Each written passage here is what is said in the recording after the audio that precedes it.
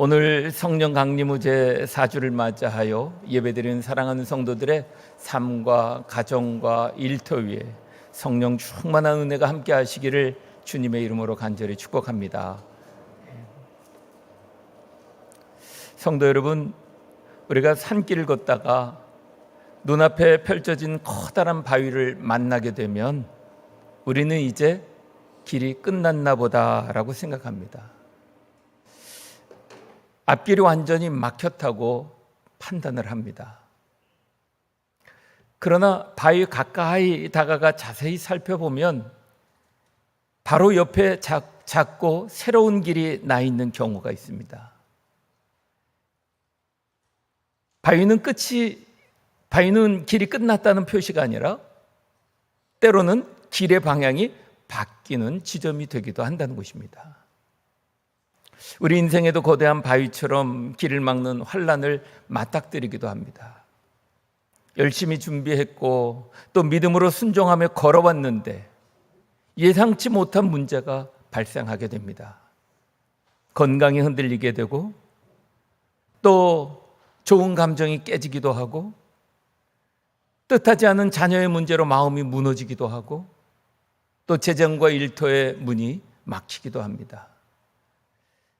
믿음으로 선하게 행했는데 오해받고 상처받을 때가 있습니다. 그때 우리는 이렇게 생각합니다. 여기까지인가 보다. 하나님께서 문을 닫으셨나 보다. 이제 더 이상 갈 수 없겠다라고 생각할 때가 있습니다. 그러나 오늘 말씀 우리에게 선포합니다. 우리가 끝이라고 말하는 그 자리에서 하나님은 새로운 일을 시작하신다고 말입니다. 사람의 눈에는 막힌 벽처럼 보이지만 하나님은 그 벽 너머에서 믿음의 문을 준비하고 계시다는 사실입니다. 오늘 본문의 바울도 루스드라에서 복음을 전하다가 돌에 맞아 온몸이 피투성이 된 채 쓰러지게 되었습니다. 그래서 사람들은 그가 죽었는지 알고 성 밖으로 끌어나가는 그런 치열한 장면이 오늘 19절에 소개됨으로 시작하고 있습니다. 사람들의 눈에는 완벽한 실패요, 바울의 사역도 선교도 미래도 끝장난 것처럼 보였습니다. 그러나 하나님은 거기서 끝내지 않으셨습니다. 성 밖에 버려진 바울을 다시 일으켜 세워주셨고 복음을 계속 전하게 하셨고 마침내 이방 세계를 향한 위대한 믿음의 복음을 열어젖히게 하신 사실을 알게 됩니다. 오늘 이 시간 우리 삶의 막힌 담 너머에서 지금도 일하고 계신 하나님의 놀라운 역사를 믿으며 오늘 함께 봉독한 말씀을 상고하며 은혜를 함께 나누려고 합니다. 먼저 19절 전후를 보면 정말 세상의 박수는 돌팔매로 바뀔 수 있구나 하는 것을 깨닫게 됩니다. 오늘 본문 앞을 보면 8절부터 18절에 보면 바울과 바나바가 루스드라에서 나면서부터 걷지 못하는 사람을 일으키는 놀라운 기적을 행하게 됩니다.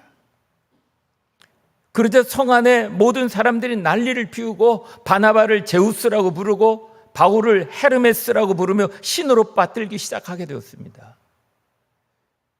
제사장 제우스 신당의 제사장까지 와서 화환을 가지고 제사를 지내러 갑니다. 엄청난 박수와 환호가 쏟아지고 있는 것입니다. 그런데 오늘 본문 19절을 보면 상황이 완전히 달라집니다.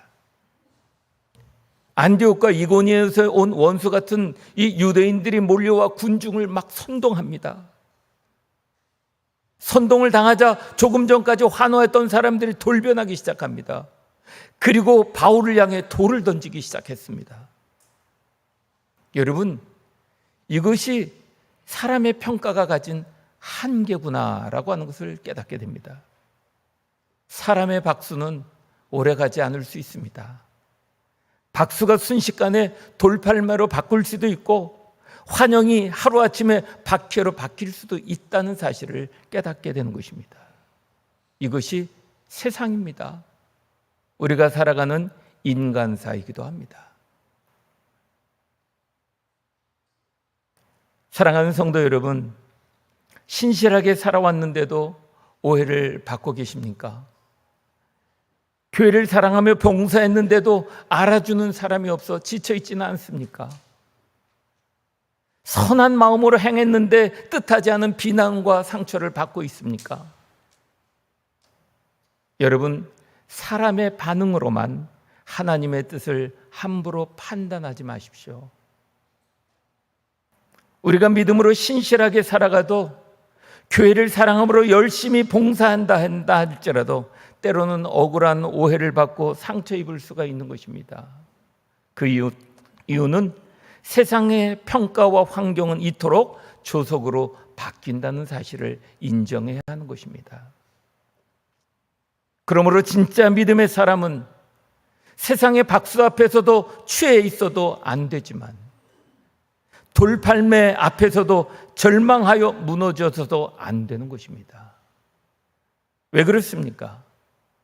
내 인생의 주인, 내 사역의 주인은 변덕스러운 사람이 아니라 오직 신실하신 하나님 한 분이시기 때문인 것입니다. 여러분, 고난이 왔다 해서 복음이 실패한 것은 결코 아닙니다. 오히려 복음이 살아있기 때문에 어둠이 저항하는 것입니다. 그러므로 세상의 어떠한 돌팔매에도 우리를 향한 하나님의 계획과 역사는 결코 막지 못한다는 사실을 꼭 기억하시며 믿음으로 승리해가는 성도들이 되시기를 주님의 이름으로 간절히 축복합니다. 20절부터 22절까지 보면 주님은 성 밖에 버려진 자리에서 다시 바울을 일으켜 세워주십니다. 오늘 본문 19절과 20절은 인간 바울의 가장 처절한 모습을 보여주고 있습니다. 제가 한번 봉독하겠습니다. 유대인들이 안디옥과 이고니온에서 와서 무리를 충동하니 그들이 돌로 바울을 쳐서 죽은 줄 알고 시외로 끌고 내치니라. 제자들이 둘러섰을 때 바울이 일어나 그 성에 들어갔다가 이튿날 바나바와 함께 더베로 가서라고 말합니다. 사람들은 바울이 돌에 맞아 피투성이가 된 채 쓰러지자 숨이 끊어진 줄 알고 시외 곧 성 밖으로 끌어냈습니다. 여러분, 시외 곧 성 밖이란 어떤 자리입니까? 철저히 버림받은 자리입니다. 끝났다고 여겨진 자리입니다. 이제는 아무 쓸모없다고 폐기 처분된 자리입니다. 사람들의 눈에는 바울의 인생도 사역도 여기서 끝난 것처럼 보였습니다. 그러나 하나님의 생각은 달랐음을 알게 됩니다. 사람들은 성 밖으로 끌어내 이제 끝났구나 생각했지만 하나님은 바울의 사명을 거기서 끝내지 않으셨다는 사실입니다. 20절에 제자들이 둘러섰을 때 바울이 일어나게 됩니다. 하나님이 다시 일으켜 세우셨다는 것입니다. 성경은 그가 어떻게 회복되었는지 자세히 설명하지 않고 있습니다. 그러나 분명한 사실은 바울이 다시 일어나게 되었다는 것입니다. 그런데 더 놀라운 것은 바울이 제정신이 들자마자 어디로 가고 있는지 아십니까?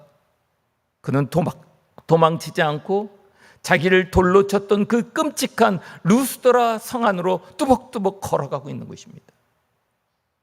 그리고 다음 날 바로 옆 동네인 데베로 이동하여 또다시 예수 그리스도의 복음을 전하고 있는 것입니다. 이것은 바울이 우리보다 멘탈이 강해서 일어난 게 아닌 것입니다. 상처가 아프지 않았고 두렵지가 않아서 다시 들어간 곳이 아니라는 것입니다. 상처보다 주님이 주신 사명이 더 컸기 때문에, 두려움보다 주님의 부르심이 더 분명했기 때문에 사도 바울은 그곳을 향하여 다시 들어가게 되었다는 것입니다. 우리는 여기서 한 가지 또 중요한 사실을 발견하게 됩니다. 바울을 일으킨 사람들은 이름이 없는 제자들이었습니다. 오늘 본문 20절에 보면 제자들이 둘러섰을 때라고 말합니다. 그때 바울이 일어나게 됩니다. 그들이 무엇을 어떻게 했는지 자세히 기록되어 있지는 않습니다. 그러나 쓰러진 바울 곁을 떠나지 않았다는 것입니다. 위험하다고 도망가지도 않았고 실패한 사람이라고 외면하지도 않고 그들은 바울 곁에 있어줬다는 것입니다. 우리 인생에도 이처럼 성 밖에 버려진 것 같은 시간을 보내고 계시는 분 계십니까? 재정의 위기 앞에 무릎이 꺾이고 자녀들의 문제로 밤마다 베개를 눈물로 적시고 건강의 문제로 두려움 가운데 휩싸이고 사람들에게 받은 상처로 모든 관계를 포기하고 싶은 그러한 자리에 머물러 있는 성도들 계십니까? 그때 우리 내 인생은 정말 성 밖에 버려졌구나, 여기서 끝인가 보다, 그렇게 생각하고 계시는 성도들 계십니까? 사랑하는 성도 여러분, 그러나 사단의 속임수에 속지 마십시오. 성 밖은 끝이 아닙니다. 하나님이 붙드시면 그 자리는 바로 다시 일어나는 자리인 줄 믿으시기 바랍니다. 사람이 나를 끝냈다 해서 하나님이 우리의 삶을 끝내신 것이 결코 아닙니다. 그리고 여러분들의 주변에는 담임 목사를 비롯한 교육자들이, 사랑하는 성도들이 여러분 곁에서 늘 깨어 기도하고 응원하고 있음을 기억하시고 일어설 수 있기를 주님의 이름으로 간절히 축복합니다. 바울은 훗날 디모데에게 그때를 회상합니다. 그러면서 디모데후서 3장 11절에 이렇게 고백합니다. 주님께서 이 모든 것 가운데서 나를 건지셨느니라. 할렐루야. 하나님이 나를 건져주셨다라고 고백합니다. 바울에게 루스드라라는 지우고 싶은 상처의 자리만은 아닙니다. 정말 살아계신 하나님이 건져주신 은혜의 지명으로 바뀌었다라고 하는 것을 암시해주고 있는 것입니다. 그렇습니다. 여러분, 참된 믿음은 한 번도 넘어지지 않는 것이 아닙니다. 상처 속에서도 나를 다시 붙드시는 주님의 손을 의지해서 다시 일어나는 것, 그것이 진짜 믿음인 것입니다. 신앙의 위대함은 상처가 없는 데 있는 것이 아닙니다. 신앙의 위대함은 상처를 안고도 주님이 주신 길을 묵묵히 다시 걷는 데 있는 것입니다. 하나님께서 오늘 저와 여러분들을 다시 일으키실 것입니다. 성 밖이라 생각했던 바로 그 자리에서 하나님은 다시 시작하도록 우리를 일으켜 세워 주실 것입니다. 23절부터 28절까지 보면 하나님이 행하셨음을 고백할 때 새로운 문이 열리게 됨을 보게 됩니다. 바울과 바나바는 더베에서 사역을 마친 후에 자기를 죽이려 했던 위험한 땅 루스드라와 이고니온으로 다시 돌아가게 됩니다. 왜 이렇게 위험한 길을 다시 찾아가는 것일까요? 그것은 무서워서 피했던 그곳에 남겨진 제자들을 격려하고 교회를 굳세게 하기 위하여 다시 돌아가게 되었다는 것입니다. 그리고 비시디아를 지나 밤빌리아에 이르고 버가에서 말씀을 전한 후 아탈리아로 내려갔다가 배를 타고 다시 자신들을 파송했던 수리아 안디옥으로 돌아오게 됩니다. 이들이 지나고 있는 지명은 그냥 지나가는 이름의 땅이 아닙니다. 세상이 끝났다고 생각하는 자리에서 하나님의 건지심을 받는 구원의 문을 열어준 은혜의 지명들임을 밝혀주고 있는 것입니다. 그리고 마침내 자신들을 파송했던 파송교회는 수리 안디옥 교회로 귀환합니다. 이 귀환한 교회는 어떤 교회입니까? 일찍이 성령의 음성에 순종하여 이방 선교의 문을 최초로 활짝 열었던 교회요. 바울의 이방 전도 여행의 거점이자 든든한 전초기대가 되었던 위대한 교회였습니다. 역사적으로도 모든 선교 사역의 현장도 이와 똑같습니다. 선교의 역사에는 영광스러운 열매도 있지만 그 뒤에는 반드시 선교사들의 피와 눈물이라는 극심한 고난이 있었다는 것입니다. 오늘 우리의 교회의 역사도 마찬가지입니다. 이 땅에 복음이 처음 들어올 때도 양화진에 묻힌 수많은 젊은 선교사들의 아픔과 순교가 있었습니다. 그러나 그 고난의 자리마다 하나님은 마침내 영광스러운 구원의 문을 열어주시오. 오늘도 우리가 주님을 예배하는 자리에 머물러 있게 된 것입니다. 선교의 전척이었던 안디옥 교회에 수많은 죽음의 고비를 넘기고 두 사도가 무사히 살아 돌아오자 온 천 성도들이 모이게 되었습니다. 전 성도 앞에서 수많은 죽을 고비를 넘기고 돌아온 사도들의 선교 여행의 보고를 27절에 하고 있습니다. 그들은 이렇게 보고합니다. 그들이 이르러 교회를 모아 하나님이 행하신 모든 일과 이방인들에게 믿음의 문을 여신 것을 보고하고 라고 합니다. 하나님이 함께 행하신 모든 일들과 이방인들에게 믿음의 문을 여신 것을 보고하더라. 두 사도의 고백을 주목해 보십시오. 그들이 고백하는 오직 한 단어의 분명한 주어가 살아있고 숨을 쉬고 있습니다. 그 주어가 바로 하나님이라고 하는 것입니다. 하나님. 그들은 단 한 번도 내가 얼마나 고생했는지 아십니까? 내가 얼마나 대단한 일을 하신지 아십니까? 라고 말하지 않았습니다. 자신들의 이름이나 공로를 자랑하지 않았습니다. 그들은 우리가 한 것이 아니라 하나님이 우리와 함께 행하셨습니다. 하나님이 이방인들에게 문을 열어주셨습니다. 전초기지인 안디옥 교회가 눈물로 기도해 주었을 때 하나님이 저 완악한 이방인들에게 믿음의 문을 열어주셨습니다 라고 고백했다는 것입니다. 이것이 믿음의 핵심이요 믿음의 성도의 고백이어야 하는 것입니다. 내 인생의 주어는 내가 아니라 하나님이 되셔야 진짜 믿음인 것입니다. 내가 열심히 해서 이만큼 이루었다가 아니라 자격 없는 나를 통해 오직 하나님이 이렇게 행하셨다라고 고백하는 것입니다. 내가 문을 열었다가 아니라 내가 기도하고 순종했을 때 신실하신 하나님이 믿음의 문을 열어주셨다라고 고백하는 것입니다. 그렇습니다. 내 눈에는 사망이 꽉 막힌 벽처럼 보여도 하나님이 함께 행하시면 그 벽이 변하여 찬란한 축복의 문이 열려지게 된다는 것입니다. 그러므로 사랑하는 성도 여러분, 모든 것을 주님께 위탁하십시오. 이제 올 한 해의 절반이 지나고 있습니다. 혹시 여러분들의 삶이 성밖에 쓸쓸히 버려진 것처럼 외롭게 느껴지고 답답하지는 않고 있습니까? 열심히 살아왔는데도 사방이 벽으로 막힌 것 같아 마음이 지쳐가고 있지는 않습니까? 기도했지만 상황이 달라지지 않아 마음이 지쳐가고 있지는 않습니까? 오늘 말씀을 기억하십시오. 성박 그 자리는 끝이 아닙니다. 그러므로 낙심하지 마십시오. 하나님은 우리가 이제 끝났다라고 고개를 떨구는 바로 그 자리에서 하나님은 위대한 일을 시작하고 계시다는 사실을 꼭 기억하십시오. 바울이 피 흘리며 돌에 맞았던 이 고통의 땅 루스드라에서 훗날 바울의 평생의 동역자이자 믿음의 아들인 최고의 지도자 디모데를 만나게 되었습니다. 돌에 맞았던 장소에서 동역자를 얻게 되었습니다. 눈물을 뿌린 그 상처의 자리에서 다음 세대 지도자 디모데가 세워지게 되었습니다. 상처의 땅이 복음의 열매가 맺힌 땅으로 바뀌게 되었습니다. 그러므로 상황만 보고 결론을 내리지 말고 흔들리지 마십시오. 지금의 상처로 인생 전체를 판단하지 마십시오. 하나님께서는 아직도 우리와 함께 일하고 계십니다.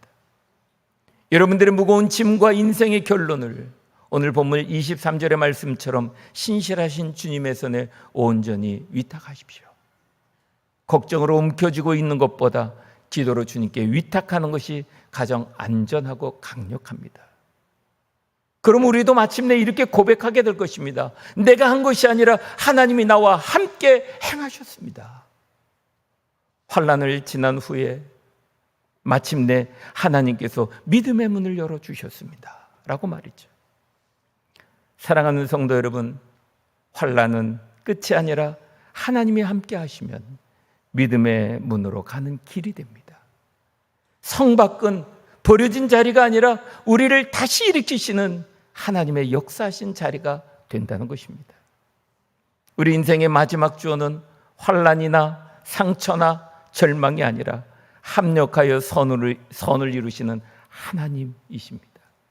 이 놀라운 승리와 회복의 은혜가 오늘 주님께 인생을 위탁하는 우리 교회와 성도들의 삶 한가운데 충만하게 임하시기를 우리 주 예수 그리스도 이름으로 간절히 축원합니다.